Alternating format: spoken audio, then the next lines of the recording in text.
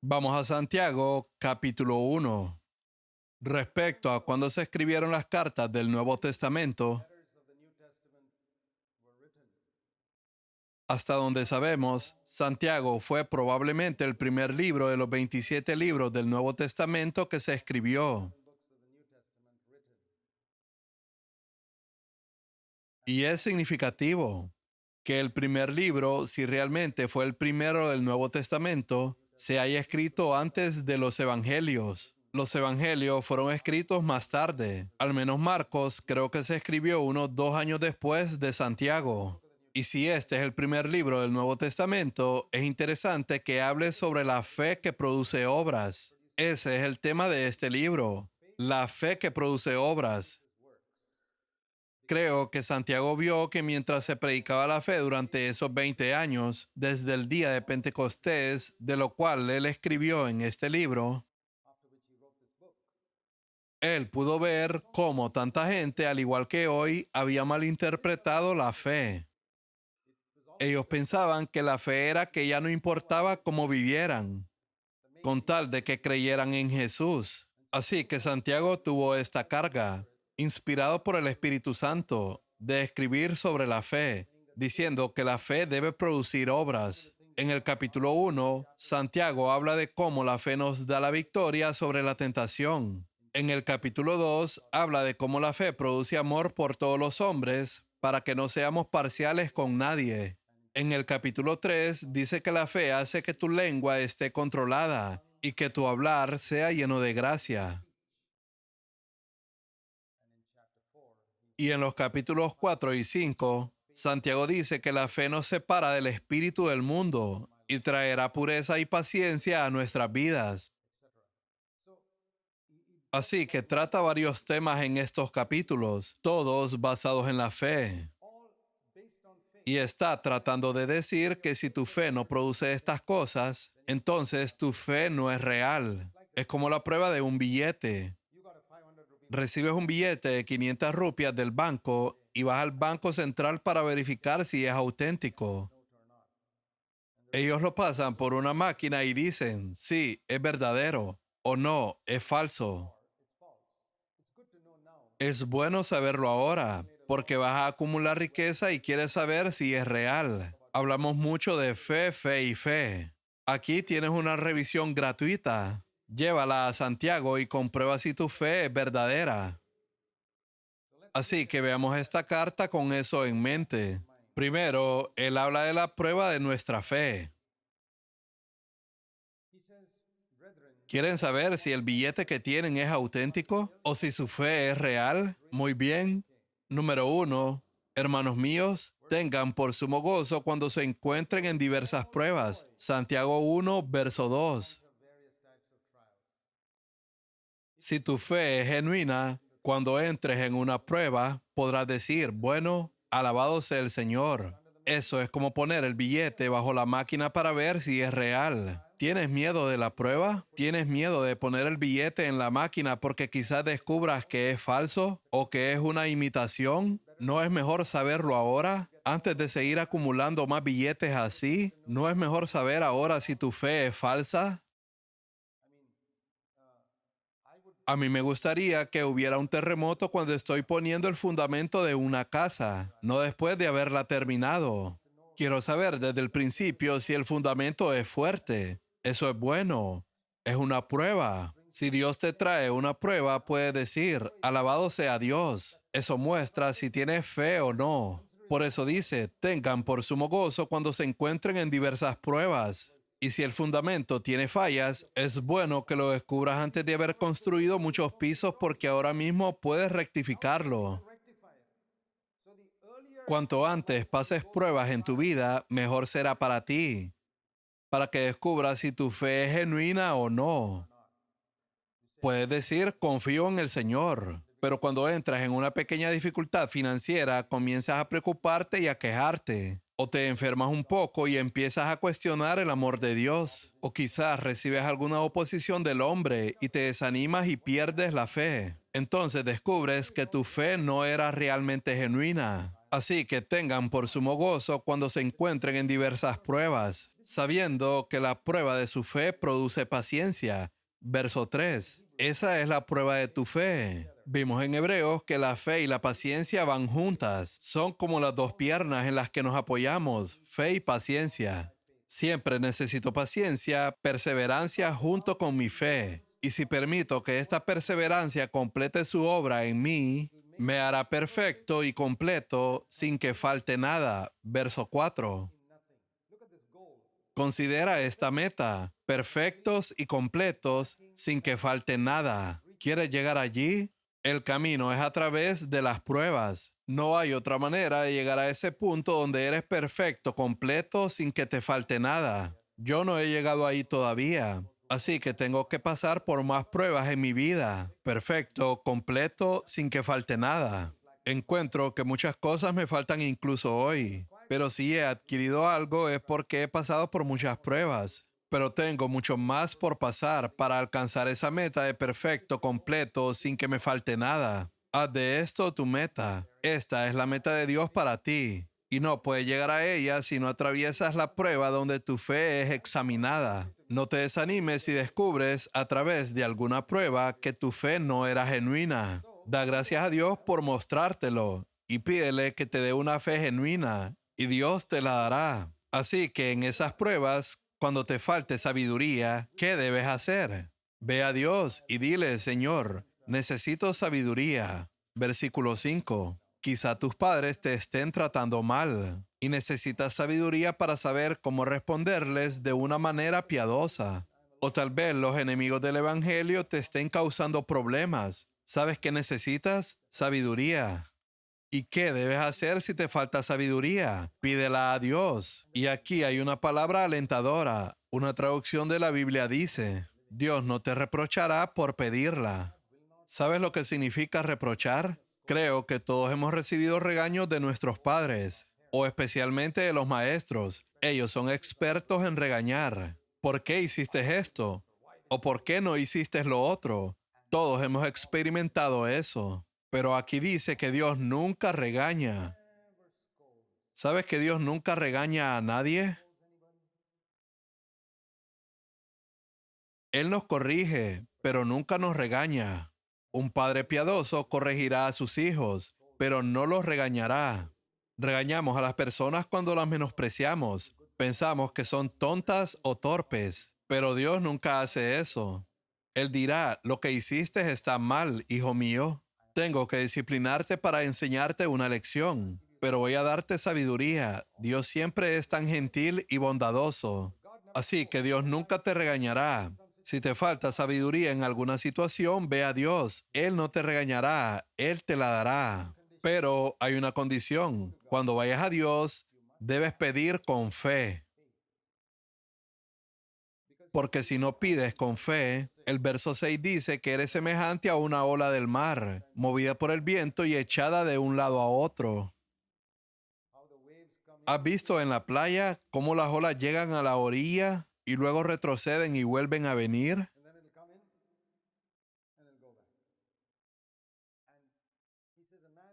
Un hombre sin fe es así. Confía en el Señor un momento y al siguiente pierde la fe. Luego vuelve a tener fe y la pierde otra vez. Si le pides a Dios y luego dices, sí, Él me dará sabiduría, o no, no me dará sabiduría, y así sucesivamente, entonces no la recibirás. Yo suelo decir que hay una promesa en la Biblia para quienes no tienen fe. ¿Sabes cuál es esa promesa para los que no tienen fe? Léela en el verso 7. No piense tal hombre que recibirá cosa alguna del Señor. Es verdad, es una promesa para todos los que no tienen fe. No piense tal hombre que recibirá cosa alguna. No recibirá perdón, ni el bautismo en el Espíritu Santo, ni respuesta a la oración. Nada. No caigas dentro de la categoría del verso 7, porque un hombre así es de doble ánimo. Es inestable. Verso 8. Recuerda, Santiago está hablando de la fe que produce obras, y esa fe te llevará a través de la prueba. Luego, Santiago habla de un hermano pobre. que si tiene fe, ésta le permitirá gloriarse. No envidiará a los creyentes ricos que lo rodean y no querrá tener mucha ropa o casa grande o un carro como el de ellos, porque él se gloria diciendo, soy hijo de Dios, y no se queda envidiando a su hermano. Esto es en lo que se gloria un hermano pobre con fe genuina. Soy hijo de Dios, soy hijo de un rey. Él no quiere que otros sientan lástima por él y digan, oh, pobrecito, vive en una choza.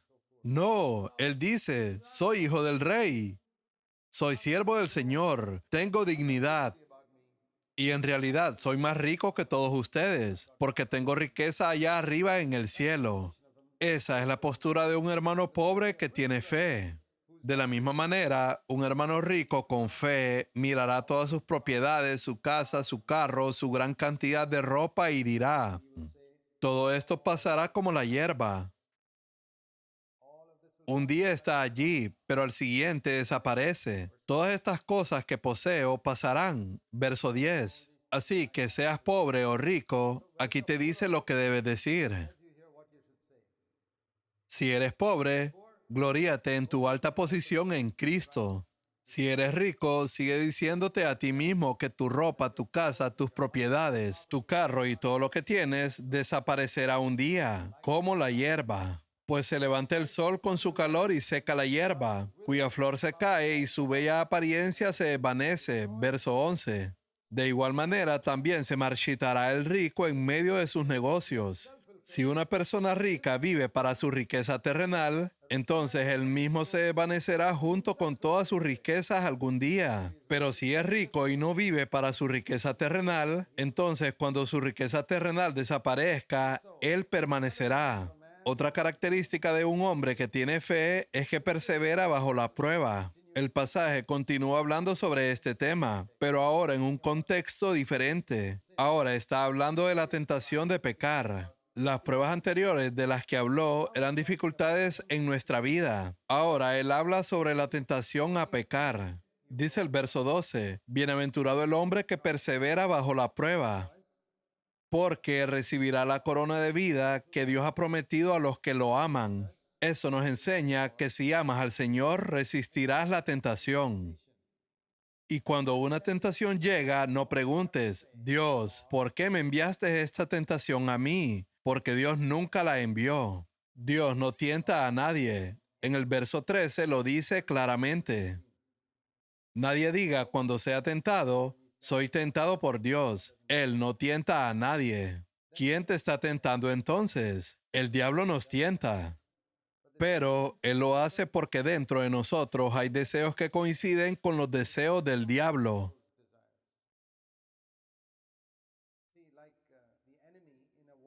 Por ejemplo, cuando un país está en guerra, el enemigo envía a gente secretamente dentro del país para causar destrucción desde adentro. El enemigo no solo atacará en el frente de batalla, sino también desde dentro por medio de sus agentes. Así es también con Satanás. Él tiene agentes dentro de nosotros que están de su lado.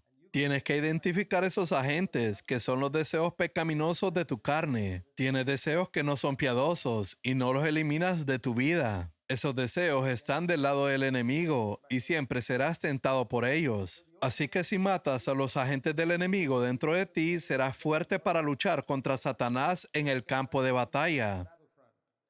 Eso es lo que hace la India. Arresta a los agentes enemigos y los encierra en prisión. Y así pueden luchar libremente al frente de la batalla. El diablo tiene agentes dentro de ti. Son todos los deseos de la carne. Debes morir a ellos y eliminarlos. Y entonces encontrarás que la batalla es más fácil allá afuera. Cada uno es tentado cuando es arrastrado y seducido por su propia pasión. Verso 14. Es decir, lo que está del lado del enemigo, el diablo. Pero cuando tu mente está de acuerdo con ese deseo y decide ceder, ahí nace el pecado. Hasta ese punto solo era tentación. Por ejemplo, mientras caminas por la calle, ves algo que te tienta. La primera mirada es tentación. La segunda mirada es pecado. Vas caminando por la calle y ves algo que te tienta sin querer. Eso no es pecado. Fuiste tentado en tu mente. Pero si te das la vuelta para mirar otra vez, Ahí ya es pecado. La primera mirada es tentación, la segunda es pecado. No podemos evitar la primera mirada, porque vivimos en un mundo donde hay mucha inmundicia a nuestro alrededor. Pero después de eso, tú decides si vas a estar de acuerdo o no. Cuando te pones de acuerdo con el deseo, hay una unión. Es como un embarazo. Como cuando un hombre y una mujer se unen, hay un concebimiento. Cuando mi mente se une al deseo de mi carne, hay una unión. Cuando hay unión, hay un embarazo y el pecado nace. Pero si mi mente no se une, aunque venga la tentación, la rechazo y digo, no, no quiero eso. El hecho de que la tentación venga no significa que sea pecado. Recuerda eso. Como dicen, no puedes evitar que los pájaros vuelen sobre tu cabeza, pero sí puedes evitar que hagan nido en ella. Los pájaros que vuelan sobre tu cabeza son las tentaciones, muchos malos pensamientos que llegan a tu mente. Esos no son pecados si los rechazas inmediatamente. Esas son tentaciones. Pero si permites que se queden y que hagan nido sobre tu cabeza, entonces se vuelve pecado. Eso significa que tu mente aceptó el pensamiento y si eliges disfrutarlo por incluso unos segundos, entonces has pecado. No puedes evitar que los pensamientos vengan porque así es como tienta el diablo. Satanás también tentó a Jesús poniendo pensamientos en su mente, pero Jesús lo rechazó cada vez diciendo, está escrito, y por eso no pecó. Así que no te desanimes porque los pensamientos siguen llegando a tu mente. Son solo tentaciones. Solo cuando disfrutas esos pensamientos y los aceptas, se convierten en pecado. Es muy liberador entender esto, porque nos muestra que el pecado solo nace cuando ocurre un concebimiento. Toda mujer sabe que debe haber un embarazo para que haya nacimiento. Sin embarazo, no hay bebé. De la misma manera, podemos tener pensamientos que nos llegan, pero si mi mente no está de acuerdo con eso, no hay pecado. Pero si permito que mi mente esté de acuerdo, entonces se convierte en pecado. Y el resultado final del pecado es la muerte espiritual. Mis amados hermanos, no se engañen. Verso 16. Luego en el verso 17 nos dice, toda buena dádiva y todo don perfecto proviene de lo alto. Así que la victoria sobre la tentación nunca puede venir de nosotros mismos. Tiene que venir de arriba. Tengo que pedírsela. Lo que Dios da es perfecto. Los buenos dones solo vienen de arriba. Pidámosle por ello. Verso 17. En quien no hay cambio ni sombra de variación. Verso 18. Él nos hizo nacer para que fuéramos como primicias de sus criaturas. La palabra primicia se refiere a que fuéramos como un ejemplo entre toda su creación. Jesús me trajo a la salvación.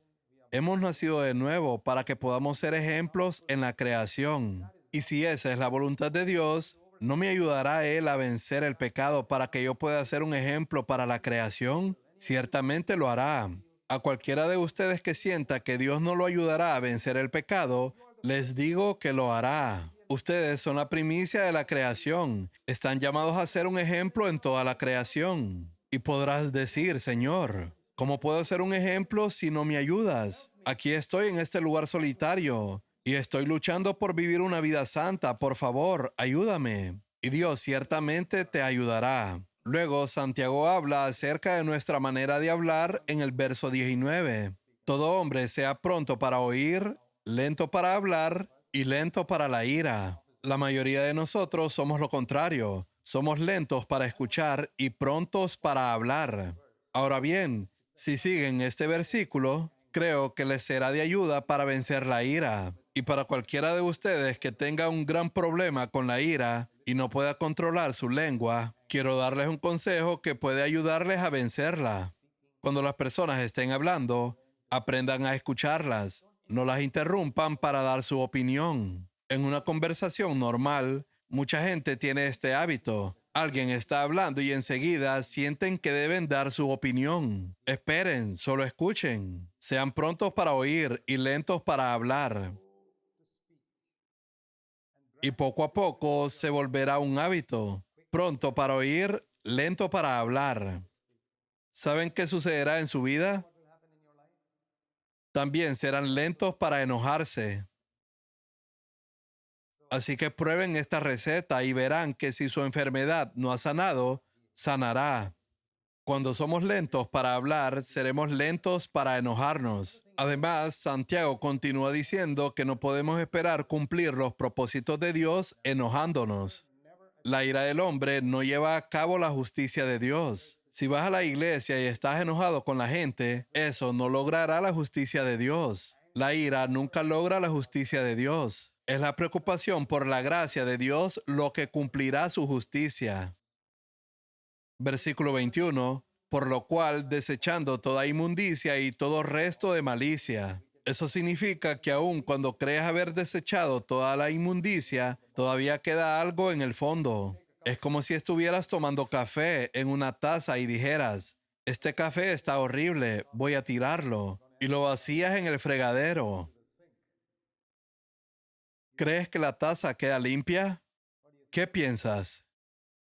No, si miras adentro, todavía queda algo pegado en el fondo.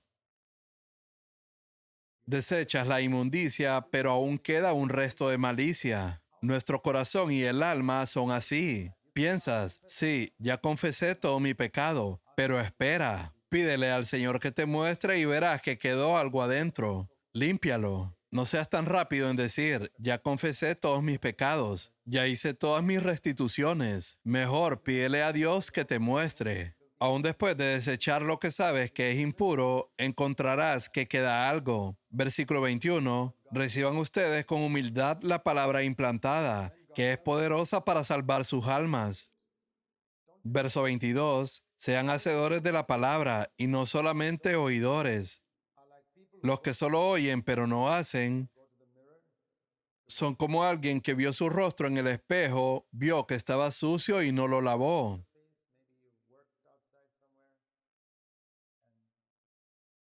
Luego se va y como ya no tiene el espejo, piensa que su cara está limpia, pero no lo está. Vio su rostro sucio en el espejo, pero no lo lavó. A veces vienes a una reunión y el predicador levanta un espejo. La palabra de Dios es un espejo. Y tú ves tu rostro en ese espejo y dices, Señor, cuánta maldad hay en mi corazón. Ni siquiera lo sabía, pero ahora lo veo. Pero luego sales de la reunión y olvidas completamente lo que escuchaste. Santiago nos exhorta a no ser así. Dios te muestra algo en la reunión como una radiografía. Creo que si Santiago hubiera escrito esto en la actualidad, él usaría la palabra radiografía. Y cuando Dios te muestre algo, arréglalo de inmediato. No olvides lo que Dios te habló en la reunión. No olvides lo que Dios te habló cuando estabas leyendo su palabra. La palabra de Dios es una ley de la libertad. Ha venido para librarte. Verso 25. No es como la ley del Antiguo Testamento, que era de esclavitud. La ley del Nuevo Testamento viene a liberarte. Y luego da una palabra muy desafiante que me ha ayudado durante muchos años de mi vida. Verso 26. Si alguien se cree religioso, pero no refrena su lengua, la religión del tal es vana. Quiero decirles esto a todos ustedes, por favor, recuérdenlo toda su vida.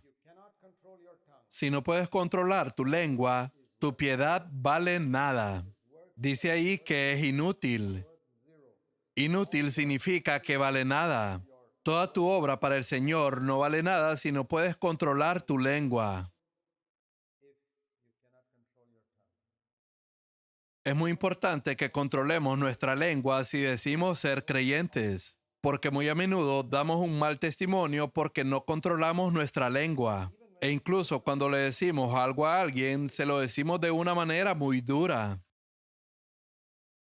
¿Has visto cómo a veces notas una falta en una persona y de inmediato se la señalas?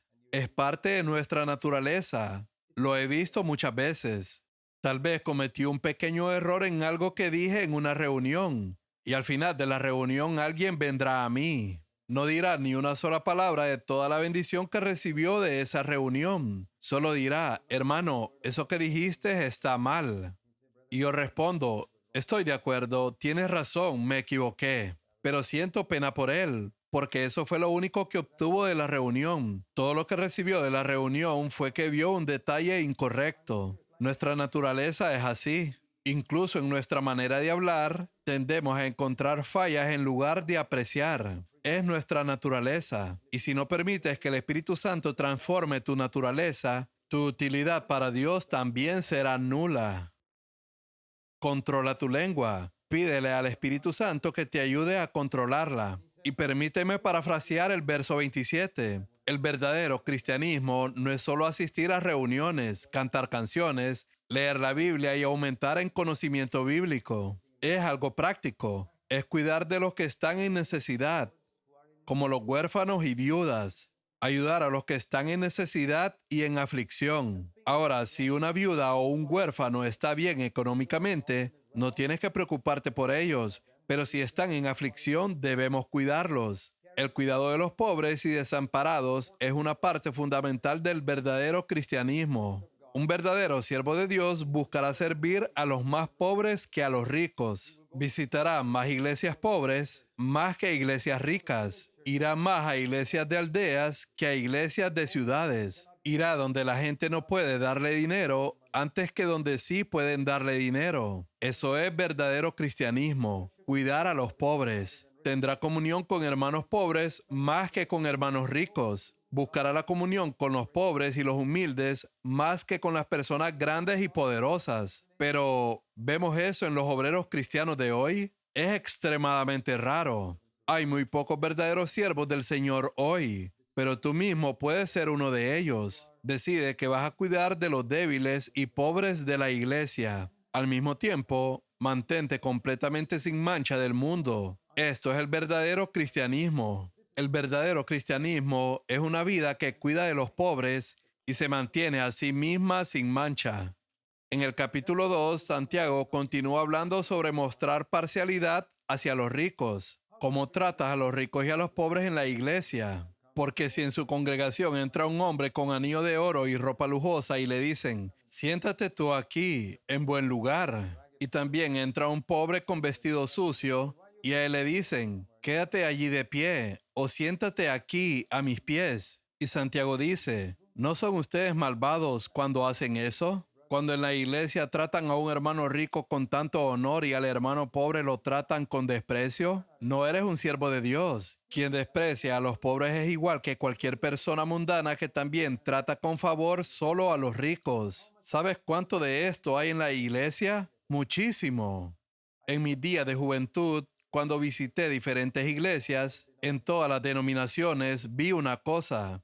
Las personas ricas e influyentes siempre eran miembros de la junta de la iglesia. Esto no se debía a que fueran espirituales, sino a que tenían puestos importantes en la sociedad. Entonces se les daba honor en la iglesia, tal como está escrito aquí. Por favor, ven a formar parte de nuestra junta. Solo a los que son ricos. Y le dicen al pobre, no puedes estar en la junta como miembro, porque no tienes influencia ni dinero. Puede que seas espiritual, pero eso no nos importa. ¿Qué tipo de iglesia vas a edificar con esa actitud? No será la iglesia de Jesucristo, te lo aseguro. Cuando haces eso, pecas porque lo haces con malas intenciones. Dios ha elegido a los pobres para que sean ricos en fe y les ha prometido su reino, verso 5. Pero tú deshonras al pobre. Las personas ricas que se sientan en la junta son las que se ofenden fácilmente y luego los llevan a los tribunales. Solo los ricos pueden llevar a otros a los tribunales porque solo ellos tienen el dinero para hacerlo.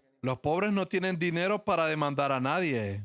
Jesús y los discípulos no podían llevar a nadie a los tribunales. ¿Cómo es que hoy las iglesias demandan a otros? Porque son ricas. Y estas personas ricas son las que blasfeman el buen nombre que ha sido invocado sobre ustedes. Por lo tanto, no estás amando a tu prójimo como a ti mismo. Si amaras a tu prójimo como a ti mismo, haces bien. Pero si hacen distinción de personas, cometen pecado. ¿Sabes que cualquier persona que muestra parcialidad está cometiendo pecado?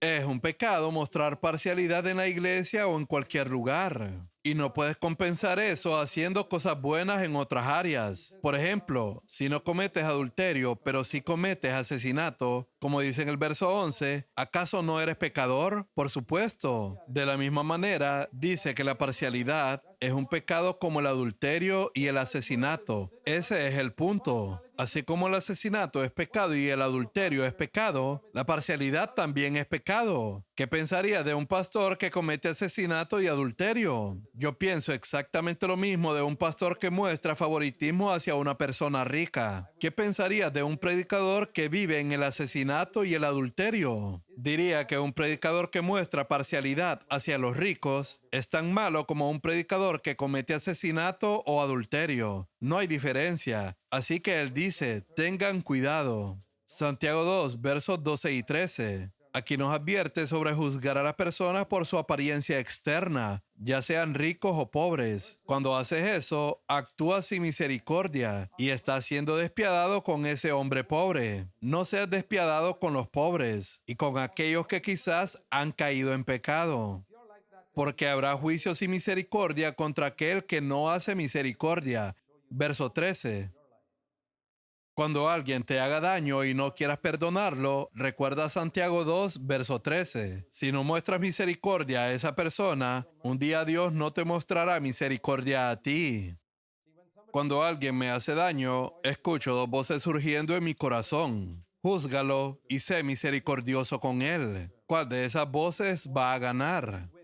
La misericordia se gloria triunfante sobre el juicio. Lo dice en la última parte del verso 13. La voz de la misericordia debe vencer sobre la voz del juicio. Entonces, en el día final, Dios también será misericordioso contigo. En Santiago capítulo 2, versículos del 14 al 26, dice que la fe genuina siempre producirá una actitud de ayuda hacia las personas en necesidad. Si ves a un hermano que necesita comida o ropa y no lo ayudas, tu fe es inútil. No estoy diciendo que tengas que comprarle un carro o una motocicleta. Aquí solo está hablando de comida y ropa, lo necesario para vivir. No tenemos que ayudar a un hermano a vivir de manera lujosa. Pero si un hermano está temblando de frío porque no tiene una manta, o su casa tiene goteras y no puede dormir bien por la noche, de nada sirve decir, gloria al Señor, hermano, vamos a orar por eso. No hay necesidad de orar por eso. Solo consíguele una manta y dale un poco de dinero para arreglar su techo. Eso es cristianismo práctico. Solo ayúdalo. No sirve de nada decir que tienes fe si no tienes obras que la respalden. Abraham tenía fe, pero la demostró ofreciendo a su hijo. Su fe fue probada por sus obras y así fue salvo. Y si tiene fe pero no produce obras como la de Abraham, esa fe no es auténtica. Es como poner un billete en una máquina y diga que no es auténtico. En el verso 25 vemos que Rahab vuelve a ser mencionada. Es interesante.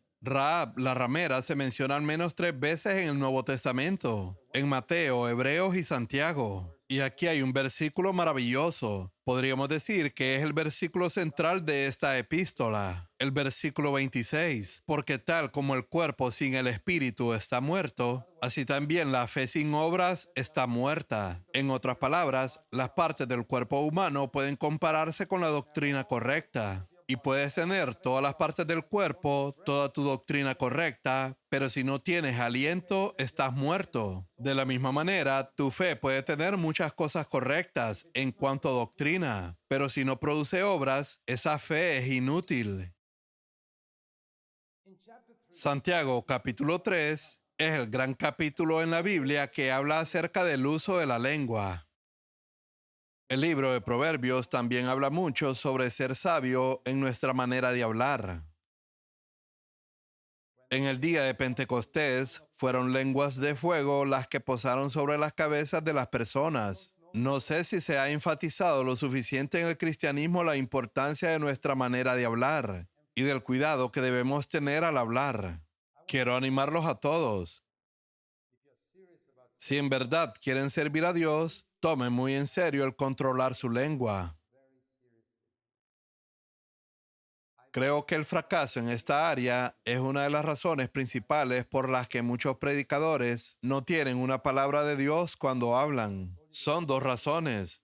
La primera, que no son fiel con el dinero y por eso Dios no les da las verdaderas riquezas para predicarlas en la reunión. Y la segunda es que no tienen cuidado con su manera de hablar en sus conversaciones privadas. Bromean, dicen tonterías y dicen muchas palabras inútiles. Y de repente, cuando suben al púlpito, esperan que Dios hable a través de ellos, pero Dios no lo hará. Si Dios va a hablar por medio de ti en el púlpito, también debe hablar por medio de ti cuando estás sentado con tus amigos en una habitación. Si no le permites hablar a través de ti cuando estás con tus amigos, Él no lo hará en el púlpito. Por eso la lengua es tan importante. Tu lengua es como el timón de un barco.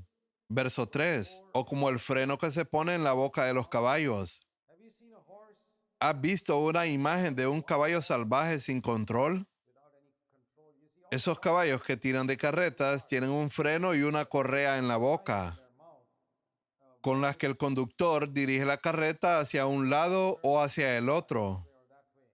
Pero estos caballos salvajes que ves en fotos, que están en la naturaleza, no tienen nada en la boca y corren libremente. Son inútiles. ¿Qué crees que logran esos caballos? Nada. Incluso los caballos que participan en carreras ganan una medalla porque tienen un freno en la boca. Los caballos salvajes no reciben nada. Los caballos que tiran de carretas también logran algo. ¿Quieres lograr algo en tu vida? ¿O quieres ser como un caballo salvaje que corre todo el día y desperdicia su vida? ¿O quieres ser como un caballo que gana medallas en carreras? ¿O como los que tiran de carretas y transportan cosas de un lugar a otro? Entonces permite que hoy Dios ponga un freno y una correa en tu boca. Dile al Señor que quieres que Él controle totalmente tu manera de hablar. La lengua también se compara con el timón de un barco en el verso 4. ¿Sabías que esa es una de las partes más importantes de un barco? Cuando giras el timón hacia un lado, el barco gira hacia ese mismo lado. Si lo giras al otro lado, el barco gira en esa dirección. Cuando giras el timón hacia otra dirección, el barco gira hacia esa dirección. Una pequeña pieza de metal en la parte de atrás hace girar ese enorme barco hacia la dirección que debe ir. Puede ir de este a oeste solo con un pequeño timón en la parte de atrás. Y la Biblia dice que tu lengua es como ese timón. ¿Hacia dónde vas a ir? Todo el barco va a avanzar según la dirección en que tú muevas tu lengua. ¿Cuántos de nosotros creemos eso? Lo dice la palabra de Dios. La lengua es la prueba de tu espiritualidad. No lo es tu actividad, ni tu conocimiento, ni cuántos lugares visitas, ni cuántas reuniones atiendes, ni cuánto haces para Dios. Déjame ver hacia dónde gira tu lengua. Esa es la dirección en la que vas, porque el timón determina el rumbo del barco. Santiago usa todos estos ejemplos para mostrarnos la importancia de la lengua. La lengua es un miembro pequeño, pero miren cómo un fuego tan pequeño incendia un bosque tan grande. En el verso 5, la lengua está puesta entre nuestros miembros y es incendiada por el infierno. Verso 6. Y luego en los versos 7 y 8 dice que nadie puede domar la lengua. En un circo, incluso leones y tigres son domados. Algunos hombres meten sus cabezas dentro de la boca del león y éste no se las arranca. Leones han sido domados, pero esta lengua ningún ser humano puede domarla. Entonces, ¿qué debemos hacer? Pedirle al Espíritu Santo que la dome. Por eso, cuando el Espíritu Santo vino sobre las personas en el día de Pentecostés, una lengua de fuego posó sobre sus cabezas, simbolizando que nadie puede controlar la lengua, pero el Espíritu Santo sí puede hacerlo. Ese es el verdadero bautismo en el Espíritu Santo. Y el hablar en lenguas fue solo una señal externa del hecho de que el Espíritu Santo quiere controlar mi lengua de ahora en adelante. Ya sea que uno hable en lenguas o en su lengua materna, Él quiere controlar mi lengua. Muchos cristianos no han entendido esto.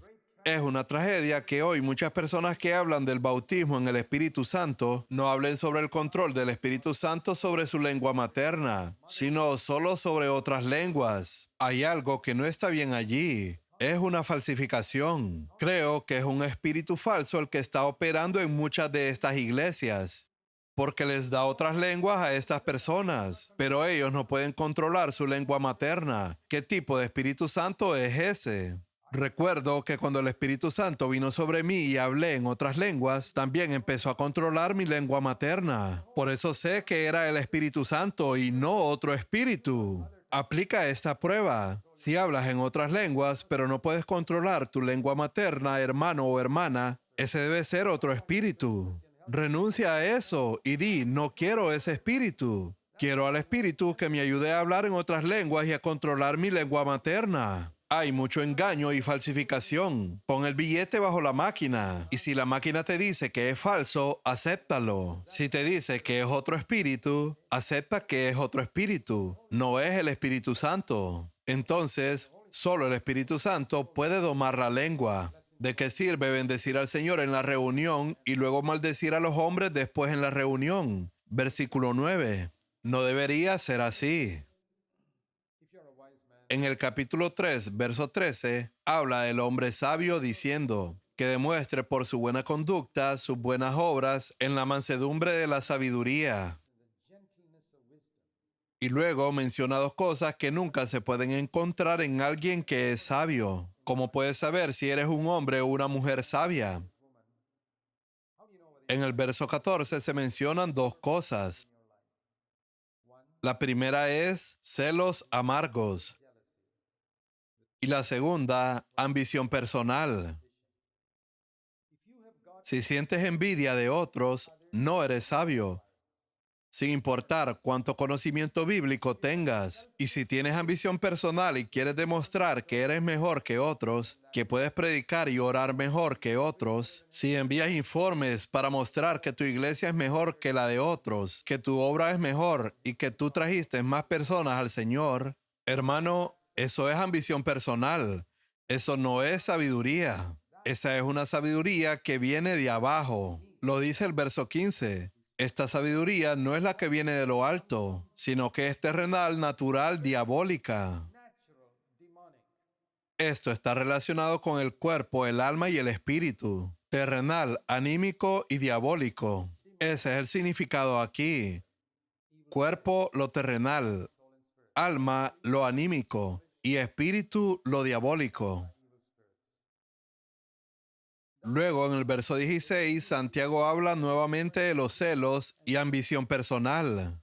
Hay muchos celos y ambición personal en el cristianismo. Cuando ves que Dios bendice la obra de otra persona y te llenas de celos, quieres encontrarle alguna falla y criticarlo. Adelante. ¿Qué muestra eso? Que tu sabiduría es terrenal, anímica y diabólica. Un hombre sabio se alegrará incluso si alguien mucho más joven que él tiene un ministerio mucho mejor que el suyo. Alabará al Señor y se regocijará por ello, y nunca sentirá celos. El hombre sabio es así. La ambición personal aparece cuando quieres demostrar que tú también puedes hacer eso. O cuando dices, esa persona está haciendo todo eso porque tiene otras intenciones ocultas. Porque criticas, porque no aprecias lo que alguien está haciendo por el Señor.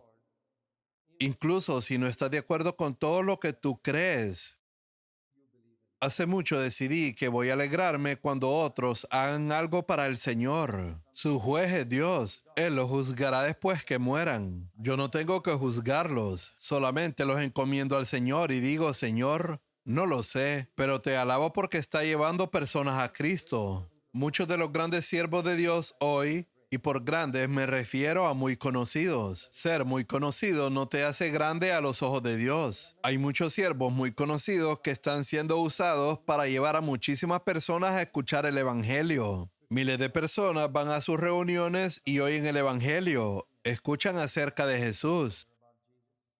Tal vez no apruebes del todo alguno de sus métodos. Eso está bien, no trabajes con ellos ni cooperes con ellos, eso es válido. Pero ¿por qué deberíamos criticarlos? No hay necesidad de estar siempre hablando de ellos. Demos gracias a Dios por lo que está haciendo para el Señor. ¿Qué estás haciendo tú? Puede que critiques la obra de algún misionero y digas, eso no se está haciendo correctamente. Mejor pregúntate, ¿qué estás haciendo tú en tu país para el Señor? No estás haciendo nada excepto criticar. ¿Al menos no puedes mantener tu boca cerrada y dejar que la otra persona haga algo? No, tienes que mantener la boca abierta y seguir diciendo cosas. Eso es del diablo, 100% del diablo. Crees que eres espiritual, pero no lo eres. Creo que todos necesitamos aprender una lección de aquí. La sabiduría que viene de lo alto tiene 7 pilares. Verso 17. Es pura, pacífica, amable, razonable, llena de misericordia, de buenos frutos, sin vacilación y sin hipocresía. Santiago capítulo 4, versículo 4 dice, el que quiere ser amigo del mundo se constituye enemigo de Dios. El que ama este mundo es un adúltero. Según Santiago 4, verso 4, cualquiera que ama el mundo es infiel a sus votos matrimoniales con Jesucristo como su esposo. Esa es la gravedad de amar a este mundo. No puedes amar al mundo y ser amigo de Dios. El que quiere ser amigo del mundo se constituye enemigo de Dios. Verso 4. Los principios y la manera de vivir de este mundo son totalmente diferentes de los de Dios. Y por amigo del mundo no se refiere a que tengas amigos en el mundo. Se refiere a hacerte amigo del sistema del mundo y sus principios. Si estás alineado con eso, eres enemigo de Dios. El sistema de valores de este mundo se opone directamente al de Dios. Y si tienes fe, rechazarás el sistema de valores de este mundo y vivirás según el sistema de valores de Dios. Dios celosamente anhela el Espíritu que ha hecho morar en nosotros. Verso 5. Él sopló en nosotros y puso un espíritu dentro de nosotros. El Espíritu Santo desea celosamente que nuestro espíritu esté dedicado solo a Jesús. No quiere que sea contaminado por el sistema del mundo. Guárdalo para Jesús. En el verso 6 dice, Dios da gracia a los humildes. Si somos humildes, Dios nos dará gracia para mantenernos sin mancha en el mundo. El versículo 6 es un versículo muy serio. Dios resiste a los soberbios, pero da gracia a los humildes. Déjame ponerlo así. Si permaneces en humildad, Dios siempre te apoyará. Pero si eres orgulloso, Dios siempre se opondrá a ti. Esta es la imagen que tengo en mi mente. Si soy orgulloso, Dios está delante de mí empujándome hacia atrás. Quiero decir, el diablo ya me está empujando hacia atrás. También las pasiones de mi carne. Y si Dios también me empuja hacia atrás, ¿dónde terminaré después de un tiempo? Estaré muy atrás. Si soy orgulloso, Dios seguirá empujándome hacia atrás. Pero si soy humilde, aunque el diablo y mis deseos y mi carne se opongan a mí, Dios se pondrá detrás de mí y me impulsará hacia adelante.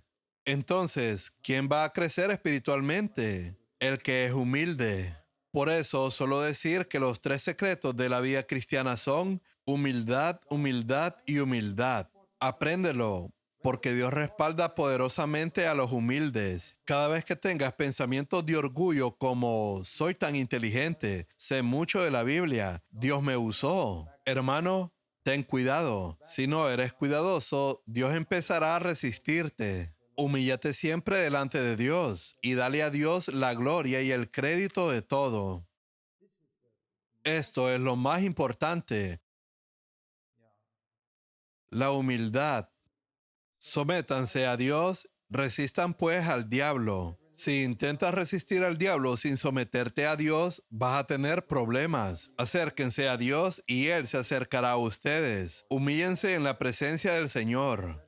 En el verso 11 habla nuevamente sobre juzgar a los demás. Hermanos, no hablen mal los unos de los otros. En los versículos 13 al 17 dice, no presumas diciendo que harás esto, aquello o lo otro mañana. Recuerda que tu vida está en las manos de Dios. Y si Dios te permite ir a algún lugar, dale a Él el crédito porque tu vida está en sus manos. Santiago capítulo 5. Santiago vuelve a hablarle a los ricos. Verso 1. Vamos pues ahora, oh ricos, lloren y aúllen por las miserias que vienen sobre ustedes, porque han confiado en su oro y en su plata, y nada de eso los ayudará en el día final.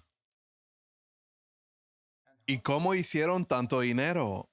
Versículo 4. No le pagaron apropiadamente a sus trabajadores. He conocido muchos creyentes que en la reunión gritan fuerte y predican, pero no pagan bien a los trabajadores que tienen en casa.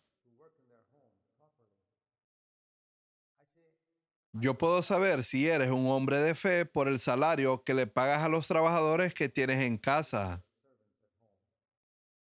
Si eres tacaño y mezquino y nunca compras ropa nueva para esas personas pobres que trabajan para ti, entonces tus gritos de aleluya en la reunión no valen nada. Dios dice, cállate y ve a hacer algo bueno por esa persona pobre que trabaja para ti. El salario que pagas a tus trabajadores es una prueba de tu fe. ¿Lo sabías?